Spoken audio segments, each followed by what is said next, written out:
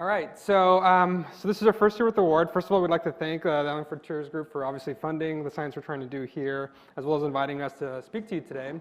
But just really quickly, as Kathy said, I'm Jason, this is Fei, we're at the Broad Institute, and we're really going to discuss some stuff we're very excited about marrying epigenomics with imaging to really get at both cellular heterogeneity and also epigenomic heterogeneity within cells. All right. So this is a short format, so we're just going to dive right into gene regulation biology, and we're going to try to hit on a couple points that I think really motivate the work we're discussing today. And as many of you know, the human genome is about 3 billion base pairs long, and does this work? Yes. And is hierarchically compacted, where you get kind of a range of compaction states, all the way from highly compacted heterochromatin shown here, which is marked by different repressive histomodifications, right, to loosely compacted or open chromatin shown here, marked by different activating histomodifications, like H3K29, H3K9, 27 acetyl, or H3K4 trimethyl. And importantly, these regulatory elements are canonically nucleosome free. I think it's pretty well appreciated that most or many regulatory elements are open chromatin or nucleosome free. And the reason for this is that transcription factors need to be able to bind to these different regulatory pieces of DNA. And when transcription factors bind these regulatory pieces of DNA, they can control the gene expression of nearby genes, right? So in the last, I guess, 10 or so years, we've really seen an insurgence of high-throughput epigenomic profiling approaches like ChIP-seq or ATAC-seq or DNA-seq, things like this. And we found from either high-throughput or, consortial-like efforts like ENCODE or Roadmap or individual efforts by individual labs, is that enhancer usage is highly cell-type specific, and there's some discussion that says that enhancer activity can be even more cell-type specific than gene expression programs. Transcription factors really drive this regulatory activity, so the combinatorial binding of transcription factors and chromatin modelers really give rise to a large diversity of regulatory element activity states. And profiling these regulatory elements across different human tissues or human cell types can give a lot of direct insights into both the genesis of disease and also specifically human disease variants across different diseases, of course. So I think that being said, there's still a lot to learn about gene regulation biology and gene regulation mechanisms. And one of the reasons why I think, one of the reasons that has really been limiting our understanding of gene regulation and how that gives rise to gene expression programs is a lot of the epigenetic profiles we have in hand are actually derived from whole tissues. For instance, you can, whole brain, whole heart, and whole lung. And what a lot of these molecular biology protocols really represent is a molecular blender where we push these tissues into what we call prepare libraries for sequencing to make a DNA-seq library or ChIP-seq library. And while we can get really highly cell-type specific profiles from different tissues, shown here as individual tissue tracks across different patients or donors, and the peaks representing the activity of individual regulatory elements, we know that we're missing out on a lot of the rich cellular diversity within these tissues, right? So just really quickly, work that is now old, but at the time very exciting, work that we did at Stanford. What we did is we developed this assay called ATAC-seq, which really takes unfixed native chromatin. You wash in TN5 transposase, and in one step you both bind open chromatin, which represents regulatory elements that are active. You add in sequencing adapters into the native context. You strip off the transposase, you PCR amplify, and you sequence. And what we got and what we showed from this paper in 2013 is that what we can do is move canonical assays for measuring chromatin accessibility or regulatory activity from about 50 million cells, here shown in a cell line with DNA-seq, to about 50,000 cells. And this was really important as it enabled us to do stuff like flow sorting to enrich for cell populations we knew were important in different tissues. And now all the way down to single cells. And of course, efforts by Jay and others have really shown now that single cell epigenomics can be used in different contexts to understand a lot about the biology of how genes are regulated, right? And just as a quick, so with single cell epigenomics methods in general, this data is very sparse, so just kind of setting up the landscape of where we're at as a field, but this data is very sparse, giving a rise to about 0.1 reads per peak. And we've developed some computational tools, which you guys can all check out if anybody's interested, to start analyzing data from very sparse ATAC-seq data. So just as a quick vignette to kind of illustrate the things that we can learn from some of these assays, right?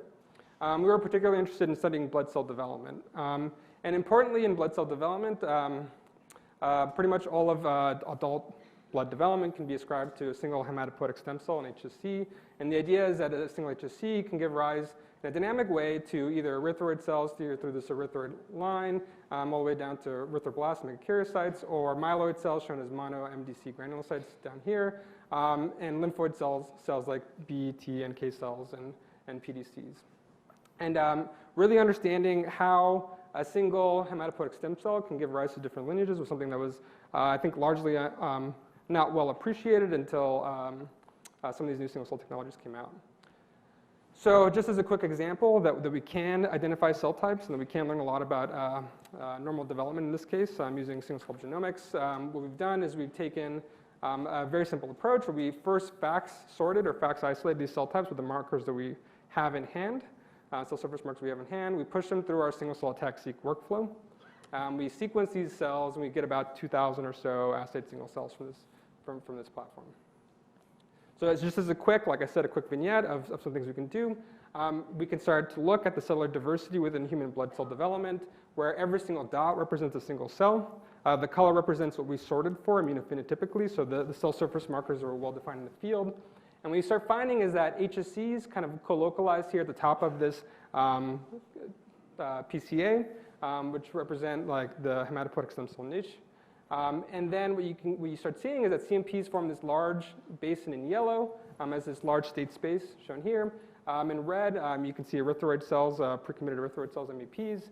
And you can start to make out by eye, there's an erythroid cell differentiation arm there, as well as kind of a continuous basin all the way down to GMPs shown here, to monocytes down here, and all the way to the left, lymphoid cells.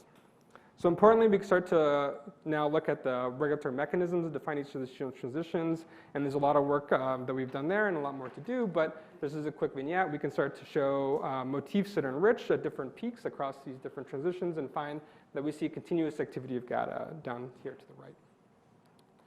So super quick, but all that to say that single cell methods in general, single cell genome-wide methods in general, are giving us a new opportunity to understand cell diversity, as well as start to find mechanistic regulators that define these different cell state transitions.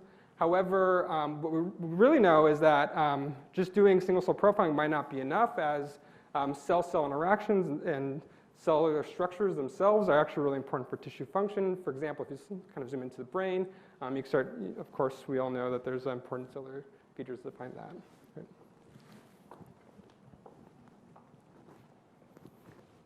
Thanks, Jason. Yeah. So as Jason alluded, what we'd actually like to be able to do is to profile and map these regulatory elements in a genome-wide manner directly in the context of cells and tissues in situ. But the problem is that cells are really crowded places, and especially the nucleus of cells. So how are we going to map all these regulatory elements in this 10-micron sphere? And one solution that we came up with in my graduate work with Ed Boyden is that we developed this technology called expansion microscopy. Expansion microscopy is a super resolution technology, which means that it is a way to image beyond the diffraction limit. However, instead of making a better microscope, what we're doing is that we approach the problem as, can we make the sample itself bigger? Now, obviously, to do this in any reasonable way, this expansion would have to be very isotropic. And how we do this is we use a swellable hydrogel material. And this hydrogel is made from commonly found reagents like sodium acrylate and acrylamide. So a lot of you guys might have run an acrylamide gel. And what happens is that we can cast this hydrogel in this collapsed state. That's because there's a lot of charges, and when you cast this gel with salt, the charges get screened and they're collapsed. Then when you dialyze it in water, you get a 100-fold expansion in volume or 4-fold expansion in linear dimension. Now, what you can do is that you can take the precursors of this hydrogel, the acrylamide and acrylate monomers, and diffuse it directly into I guess you guys saw this. So into a fixed piece of cell or tissue. Now then, you can actually in situ polymerize this gel. So this gel is permeated throughout this tissue at the nanoscale. Then you might imagine that you can just dialyze this piece of tissue in water and expand it. But it turns out you can't. So if you imagine you just took like a piece of tissue like chicken and just try to stretch it 4-fold in linear dimension, what you would expect is that you'll get these cracks. You'll break the tissue up. And that's actually kind of what happens when you naively try to expand a tissue with this method. So what it turns out is that you need to basically break up the bonds between proteins. So when in a fixed cell, what's holding the tissue, in a fixed cell or tissue, what's holding it together is these crosslinks between proteins. And when we do proteolysis, we found that you can isotropically expand these tissues and cells even down to the nanoscale. So if we take a before and after image of a cell, they look virtually identical even after this 100x swelling.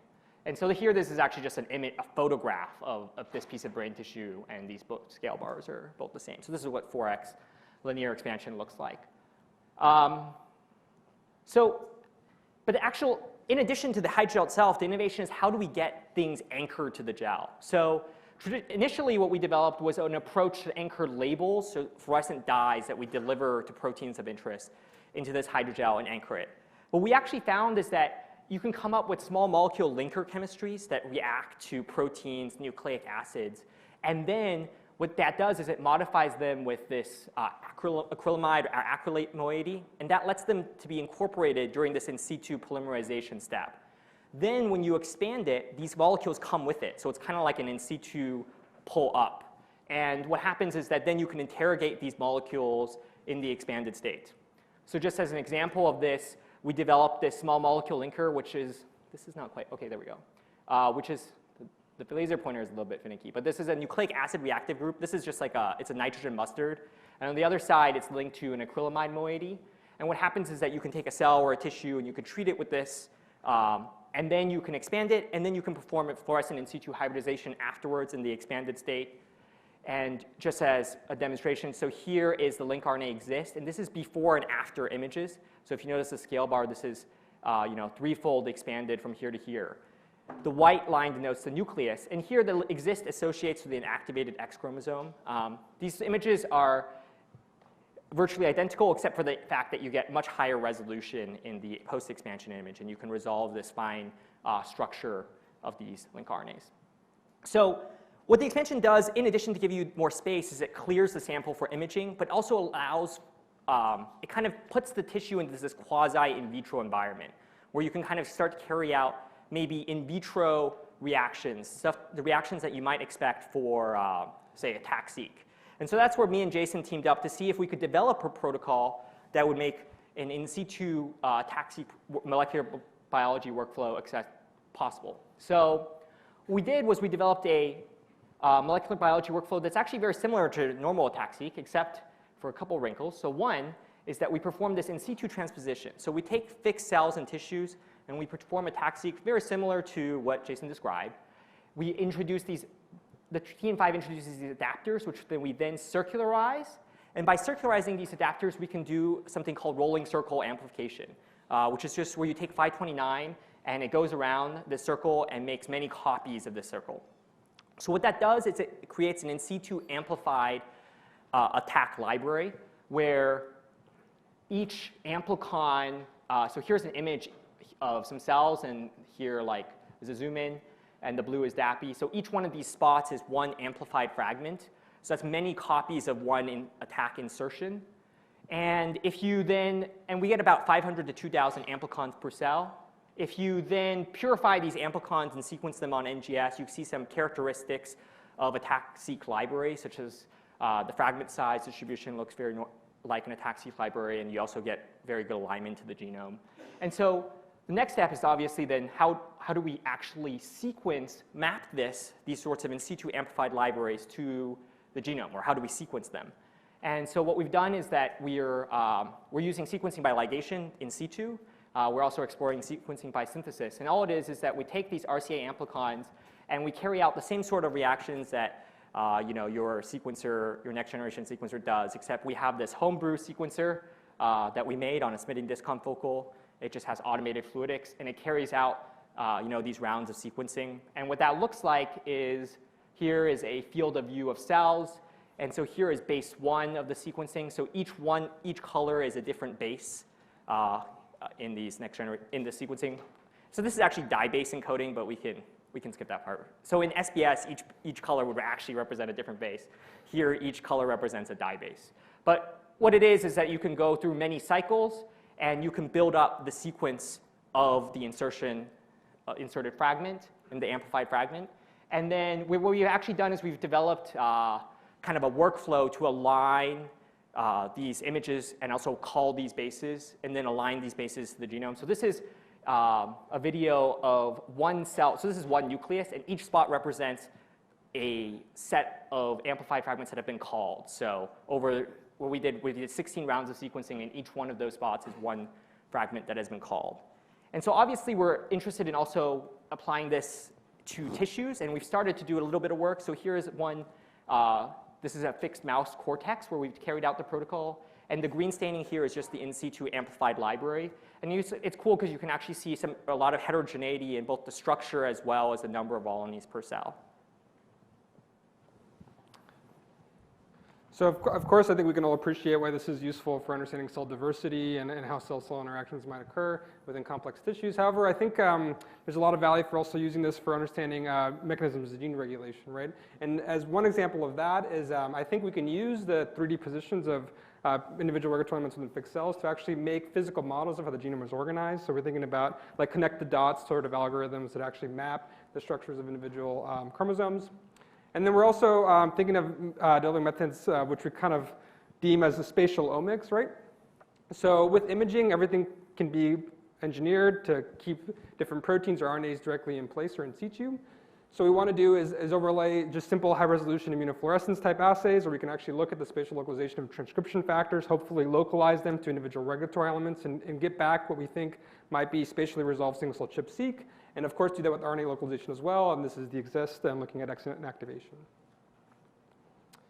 So in a quick summary, so we think the in situ attack-seq approach, particularly with expansion microscopy, may enable really fine-grained 3D maps of regulatory diversity directly inside cells.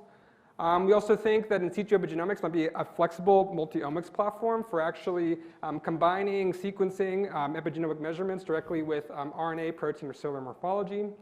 We're quite excited about, and what we propose to do for this particular grant proposal is to actually build computational experimental tools to enable the community to actually use these assays for doing different biological experiments.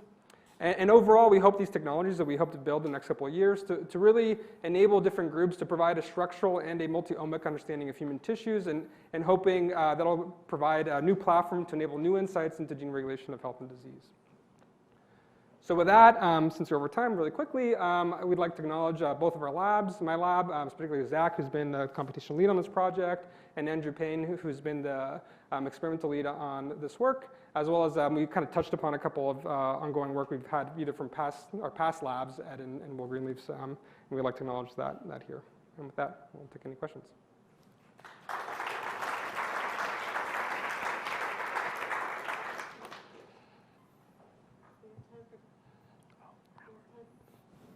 We have time for questions.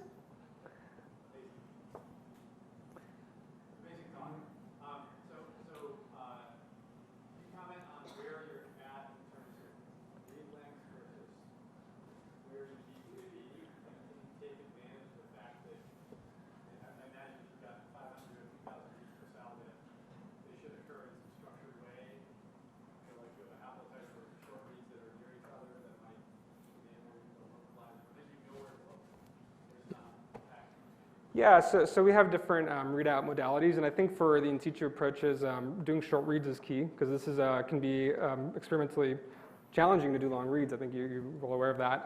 So we have different approaches. One of them is even sequencing a barcode in situ and then doing like ex situ sequencing, which now Fei call like ex situ sequencing, right?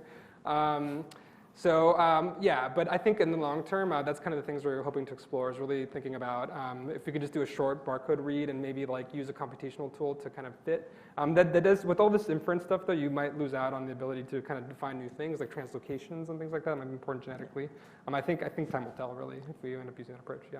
Actually, like, it's funny because that's actually the first thing George also said, that you could use it very short. He was thinking that you could use 10 base pair reads and use the spatial, like just the fact that you have some spatial constraint on the genome length too. So I mean, we're doing much longer than 10 base pair reads round, but. Yeah. So I guess for me it's an emerging area, maybe mainstream